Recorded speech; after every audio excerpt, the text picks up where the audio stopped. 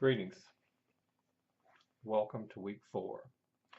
This week, the objectives that you should learn is to be able to select appropriate diagnosis codes describing complications of pregnancy, childbirth, and the puerperium.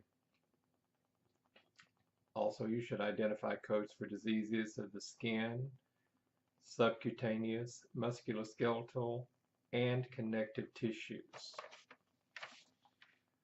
So what we're going to start talking about is pregnancy, and this would be starting in chapter 4, 4.1.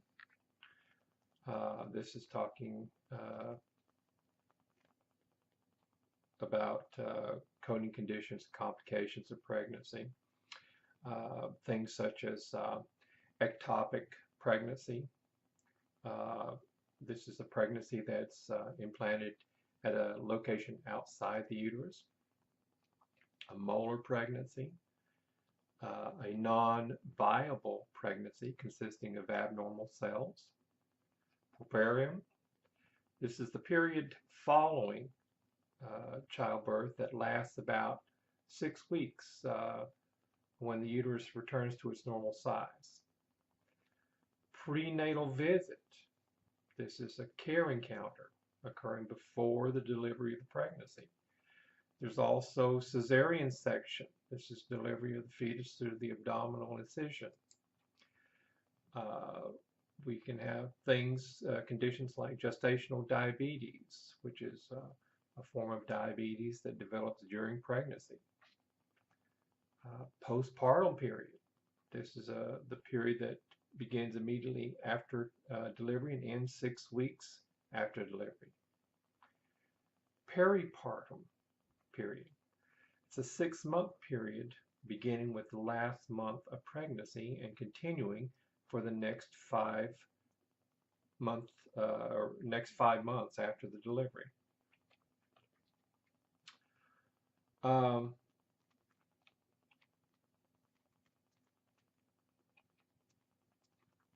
Let's talk about the general rules for obstetric care. Obstetric, or what we call OB, cases require diagnosis codes categories 630 to 679. Now, if the pregnancy is incidental to the reason for the visit, then the pregnancy may be reported with V22.2, which is pregnant state incidental, as an additional code, with codes describing the primary reason for the encounter during the first listed condition. Sometimes when we go to the doctor for one thing, we may walk out realizing that there's other things wrong. So, those are add-on codes. The medical record should indicate that the condition treated is not affecting the pregnancy. Its codes are only reported on the maternal record, never on the newborn record. Selection of OB first listed condition codes. Guidance at the beginning of the chapter provides instructions regarding whether to use codes or V codes. For visits in which no delivery occurs, the first listed diagnosis should be the reason that made the visit necessary. Prenatal visits for high-risk pregnancies are reported with a code from the category V23. Supervision of high-risk pregnancies should be listed as the first diagnosis code. And visits that include delivery should be reported with the first listed diagnosis that corresponds to the main circumstances or complications of the delivery. We can have fetal conditions affecting the management of the mother. These are situations where the condition of the fetus affects the mother and should be reported with codes from one of the following 2 categories that I'm going to give you. Category 655 which is known or suspected fetal abnormality affecting management of the mother. Or it could be category 656, which is other fetal and placental problems affecting management of the mother. Excuse me. You notice there's a slight difference there. A diagnosis code from category 655 is reported to identify the specific abnormality when the surgery is performed on the fetus in utero. What about HIV infection in pregnancy, childbirth, and puerperium? If a patient is admitted during pregnancy, childbirth, or in the puerperium for an HIV-related illness, the first listed diagnosis is a code from the category 647.6, followed by 042 and the codes for HIV-related illnesses.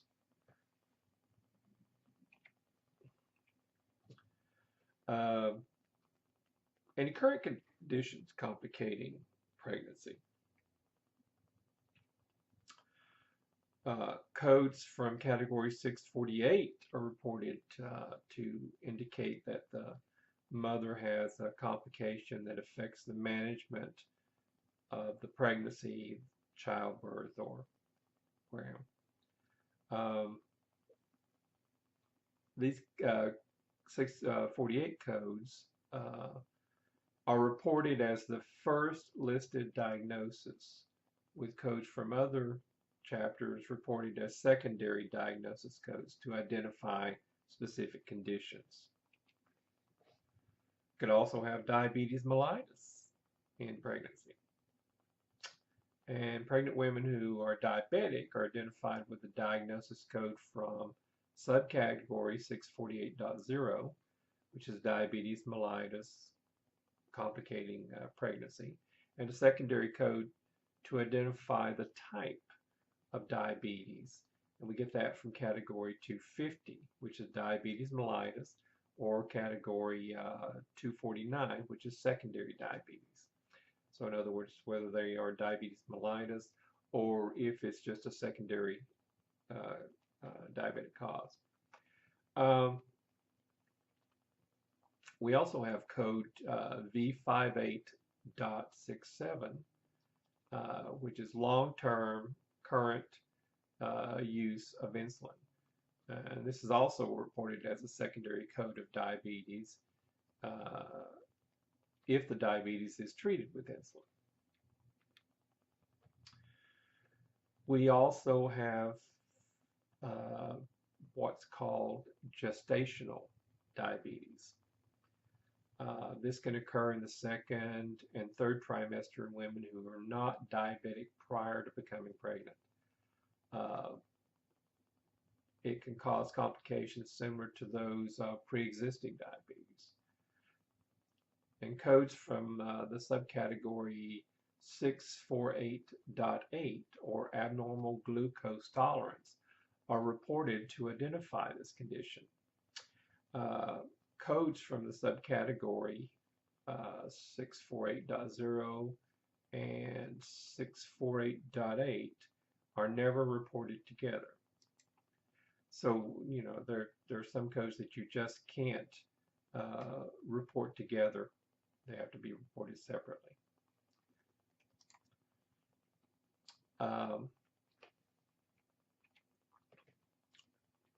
What about normal delivery? The code for normal delivery is 650 and does not include any fourth or fifth digits. So it's just 650. It's reported as the first listed diagnosis.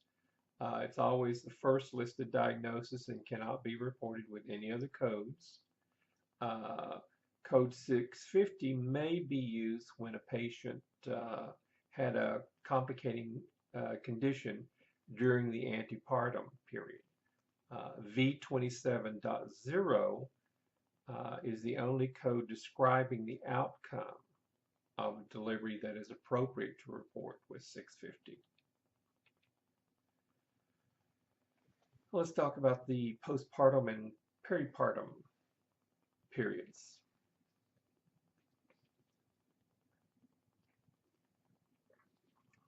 I had to wet my mouth, get dry.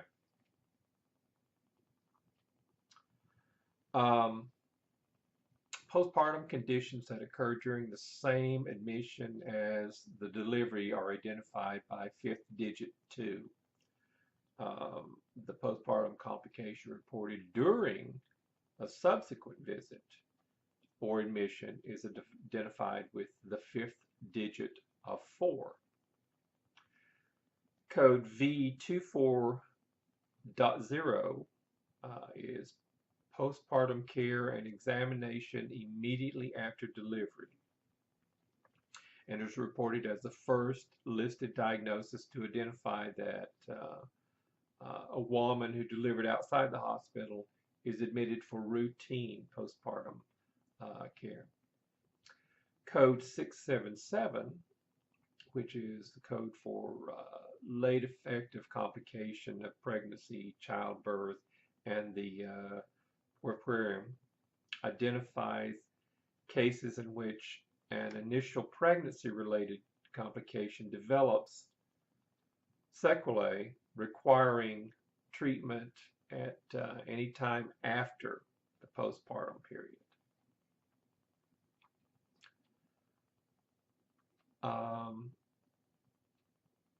We also have abortions. These are reported with codes from 634, 635, and 637. Each of these codes must have a fourth digit to identify any associated complications and a fifth code or a fifth digit to identify whether the abortion is incomplete or complete. Codes from 640 to 648 and 651 to 659 may be used in addition to the abortion codes to identify the complication leading to the abortion. Treatment for retained products of conception is reported from category 634, which is spontaneous abortion, or 635, which is legally induced abortion, with fifth digit 1 to indicate the previous abortion is incomplete.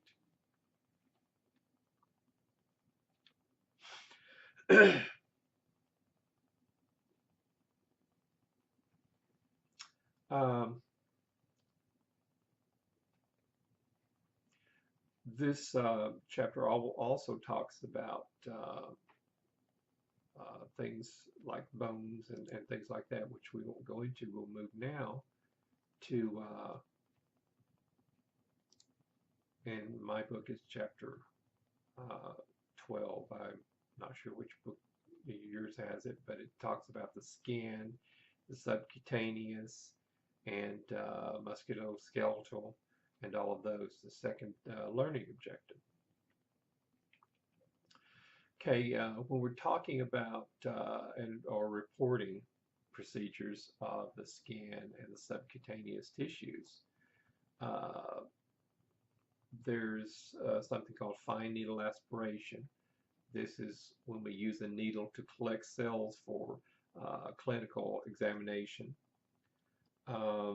We also have incision and drainage, which is a procedure in which the skin is punctured or an incisions made without closing the skin afterwards, which allows removal of fluid, actually allows the fluid to drain. An abscess is pus collection in an infected site, and it's usually accompanied by inflammation and pain, so that redness, swelling, and that pain you get from the skin being so tight. We have hematomas, which are a collection of blood that's escaped from blood vessels into the tissue. We also commonly call this a bruise. Debridement, which is where we remove injured or necrotic tissue. We have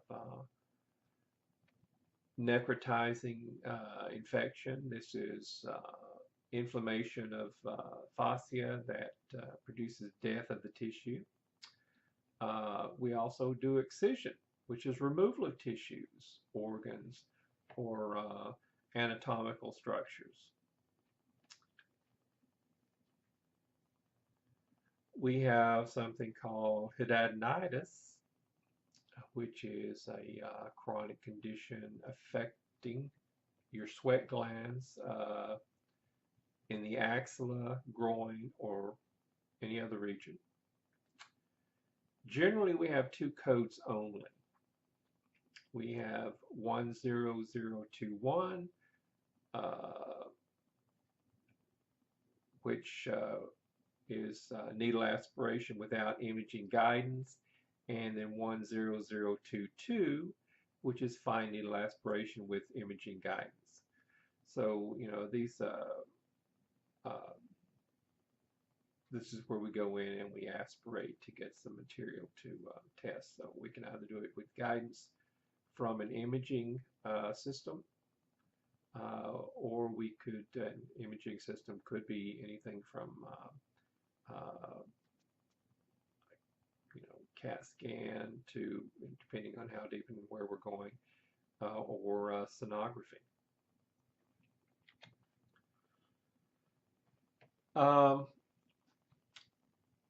When we report things like superficial procedures, something like incision and drainage, it's 10040 to 10180. Debridement, 11000 to 11047. Paring or cutting, we have that in 11055 to 11057. If we do a biopsy, depending on what it is 11100 and 11101, or two, from 11000 to 11101. If we remove skin tags, we go to 11200 to 11201. So you have that little range there.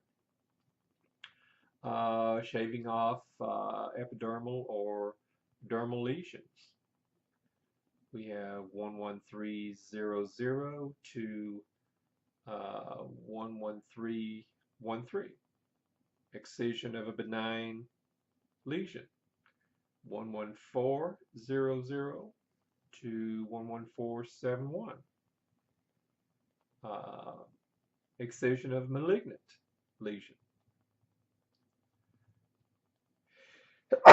Excuse me. I apologize for that. Excision of malignant lesion, 11600 to 11646.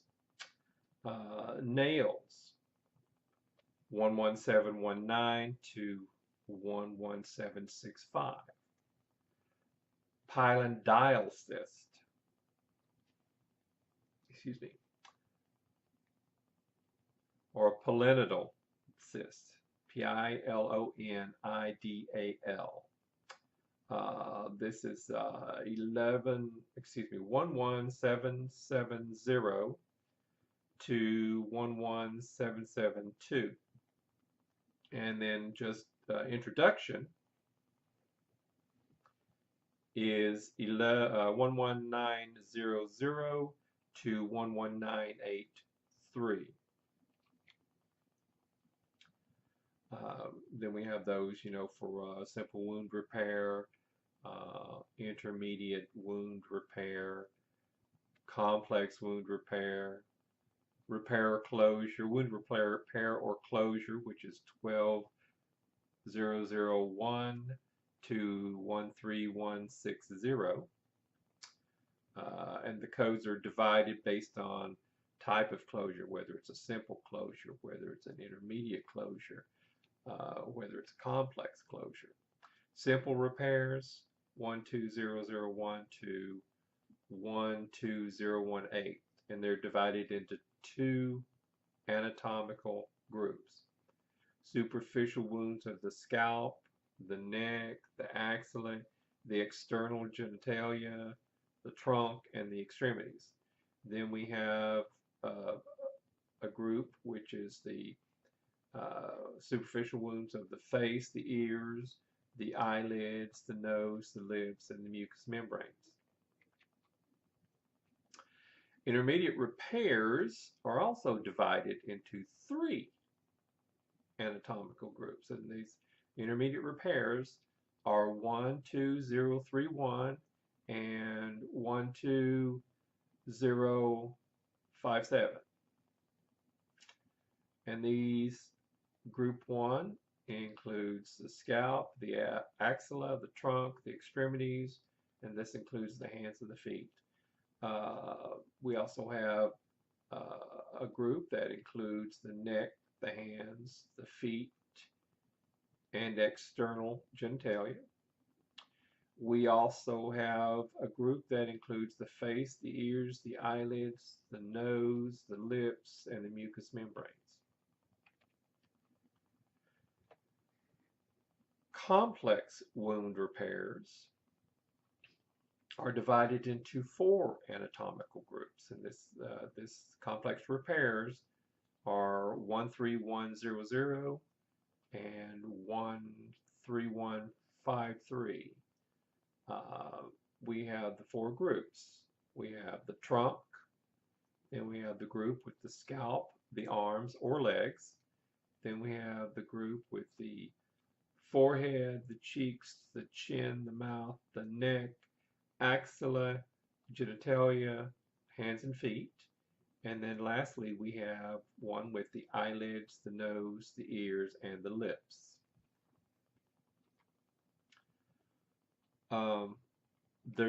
So as you can see, there's a lot of stuff that goes on as far as coding. It's with just simple repairs. We've got divisions. What are you repairing? Where's it at?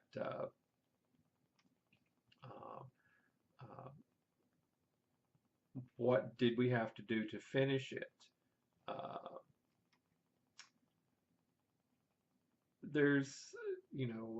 In this group we have mastectomies, we have partial, we have complete mastectomy, radical mastectomy, where we take everything, modified radical, where the pectoralis major muscles not removed. We have incisions starting at 19000 to 19030. That includes the aspiration of cysts, draining of abscesses, injections for mammary ductograms, excisions, 19100 to 19272. These are procedures that include percutaneous and open procedures, and also the excision of masses indicated with radiological markers. An introduction for this area of the breast is 19290 to 19298. And this range describes, firstly, preoperative placement of needle localization wires, percutaneous placement of localization clips under the image guidance, placement of expandable catheters into the breast for radiation therapy. Mammary procedures are 19300 to 19307. And this includes partial mastectomy, complete mastectomy, radical mastectomy, and modified radical mastectomy. talking about a few of those, repair and reconstruction, 19316 to 19396. Um, so the procedures reported by the codes include mastopexy, which is 19316, reduction mammoplasty, that's 19318, augmentation mammoplasty without or with a prosthetic implant, 19324 and 19325.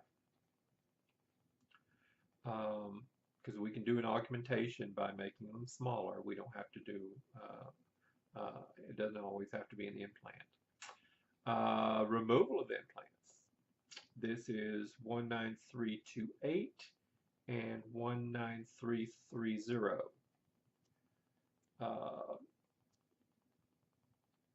Immediate or delayed insertion of tissue expanders following mastectomy.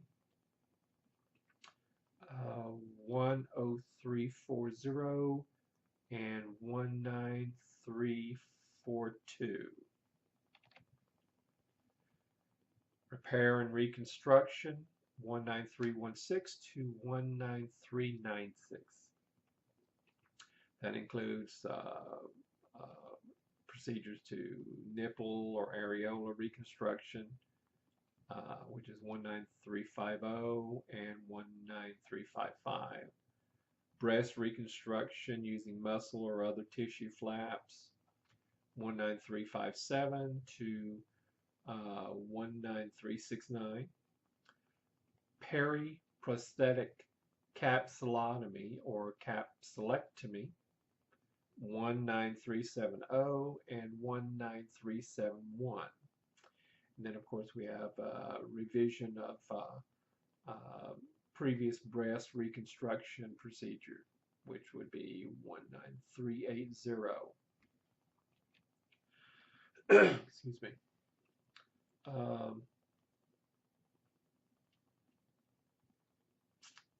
Then, of course, you have to code anesthetics, which are provided for most procedures on the integumentary system. And these are reported with CPT codes. 00300, which is anesthesia for all procedures on the integumentary system, muscles and nerves of the head, neck, and posterior trunk, not otherwise specified. And 00400, which is anesthesia for procedures on the integumentary system on the extremities, anterior trunk, and perineum, not otherwise specified. Excuse me. So in summary, especially for the last part, because we covered a lot of stuff with the skin and muscles, you know, talking about the breast muscles and things like that, the pectoral muscles. So superficial procedures on the integumentary system include incision and drainage, debridement, biopsies, removal of skin tags, shaving of a skin lesion, and excision of benign or malignant lesions. Selecting the correct code to describe some of the procedures may require you to determine the total number of lesions involved, the anatomical location, the size of that lesion, and whether it was benign or malignant. Wounds are differentiated from one another depending on the number of factors. Selecting the correct code to describe these repairs depends on the type of closure necessary to close the wound, whether it's simple, intermediate, complex, the anatomical location of the wound, the total length of the wound, and how you repaired it, and what anatomical group it's in.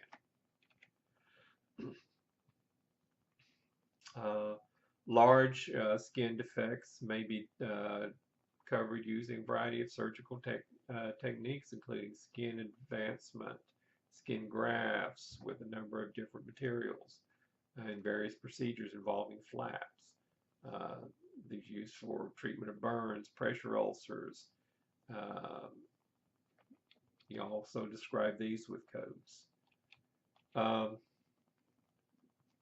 anesthesia uh, for most of the surgical procedures described by codes in the 10000 series of the CPT is described by CPT codes 00300 or 00400 if the procedure involves only skin structures. Uh, some surgical procedures in this range describe procedures on tissues below the skin. Anesthesia for procedures that reported by CPT codes that depend on the anatomical location of the surgical procedure. So as you can see, there's a lot of um, searching that goes into coding.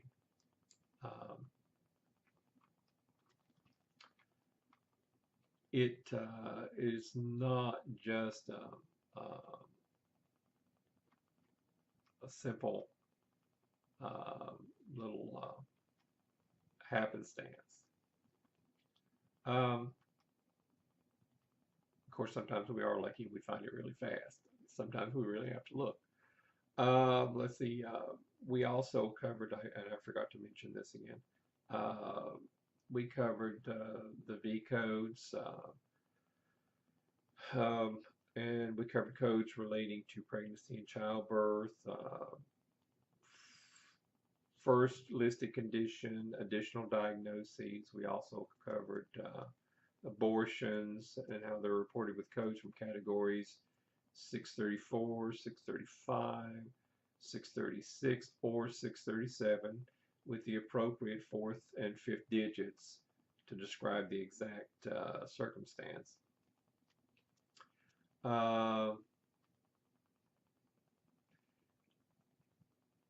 Most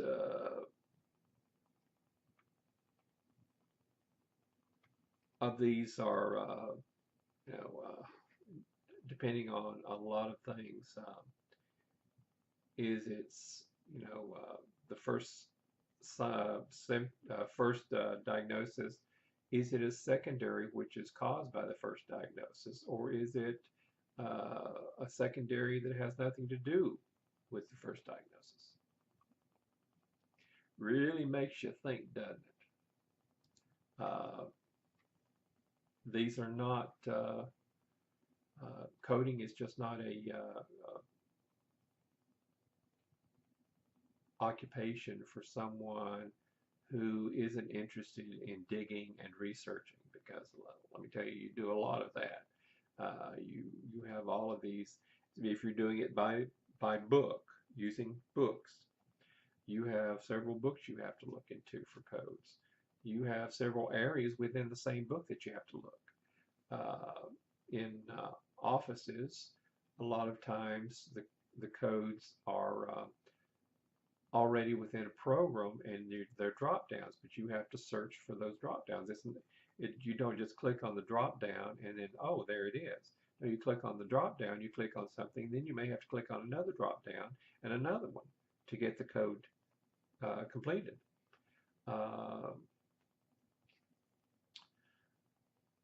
Have a good week. Take your time when you're studying. Take your time when you're testing. Utilize everything you've got within your reach to help you understand. If you have questions, please contact me and let me know. I will get back with you ASAP. And sometimes things get changed and I don't know about it, so I require, I want you to contact me and say, hey, they changed something in the course that doesn't correlate to the book, or vice versa. And I need to know that so I can let someone know and we can get that fixed as soon as possible. So be diligent, study hard, And I will see you again next week. Have a great week.